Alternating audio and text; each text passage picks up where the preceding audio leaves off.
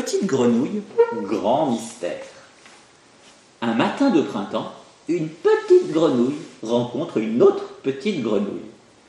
Elle rit, elle s'amuse, elle sautille, et voilà que leur vient l'envie de fonder une famille. Après quelques chatouilles et beaucoup de mots d'amour, des centaines de petits œufs apparaissent à leur côté.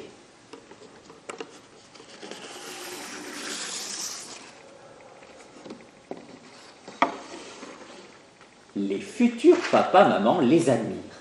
Ils s'émerveillent jour après jour et attendent patiemment que ces œufs minuscules sortent de minuscules grenouilles. Ils tiennent à eux comme à la prunelle de leurs yeux. Alors ils veillent, chacun leur tour, en épiant les alentours.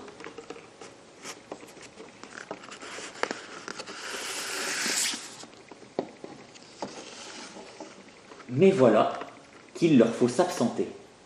Ils ont quelques affaires de dernière minute à régler.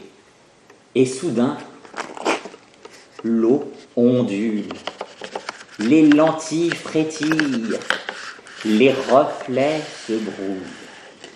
Les centaines de petites billes se bousculent, se tortillent, se fendillent.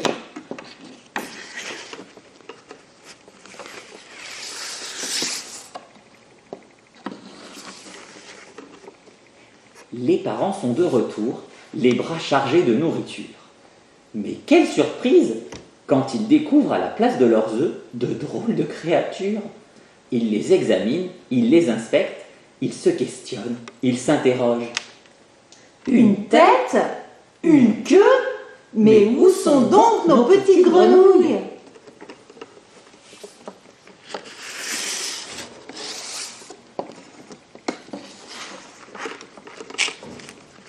Les deux grenouilles s'affolent, entourées de ces petites bêtes qui s'agitent et gesticulent.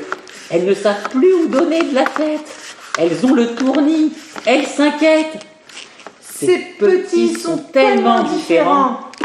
Qui peuvent bien être leurs parents?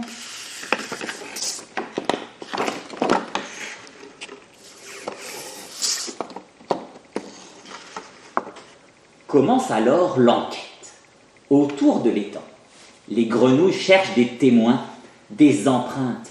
Elles questionnent, interrogent. À la surface, les cygnes, les canards et les oies disent n'avoir jamais vu de petits comme ça. Ils les regardent d'un drôle d'air et concluent sans manière. Ils n'ont pas de pattes, ni d'ailes. Il leur manque un bec. Ces petits sont un échec.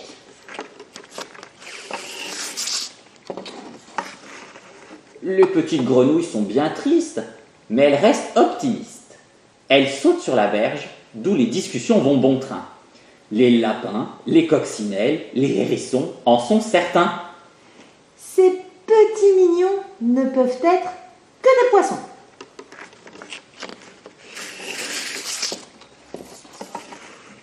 Bien sûr, c'est évident. Sans attendre plus longtemps, les grenouilles plongent dans l'étang. Mais dans les profondeurs, les brochets, les carpes et les truites sont catégoriques. Ces petites créatures ne sont pas les leurs. Elles n'ont ni leur forme, ni leur couleur. Les deux grenouilles sont contrariées. Elles se rendent à l'évidence. Personne ne veut de ces petits sans défense.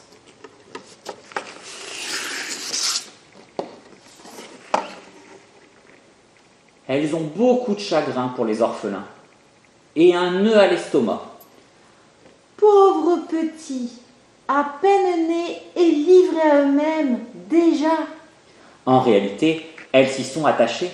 Elles réfléchissent tête baissée quand soudain leur vient une idée. Pourquoi ne pas les adopter?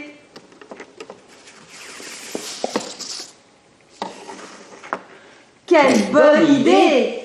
Les jeunes parents se réjouissent. Ils s'embrassent, ils se sourient. Mais avec toutes ces émotions, plongés dans leurs recherches, ils n'ont pas remarqué que les petits ont bien changé.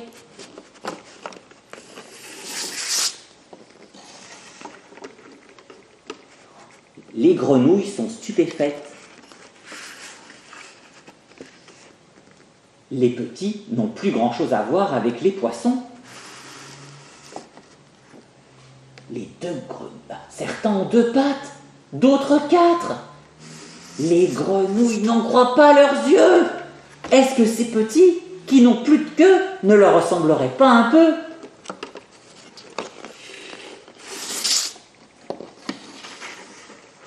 Elles affichent un grand sourire et poussent un long soupir. Très étonnées, mais soulagées, elles ont compris. Derrière chaque petit étard se cache une petite grenouille. Quelle regrettable erreur que la leur. Ces adorables créatures sont bel et bien leur progéniture.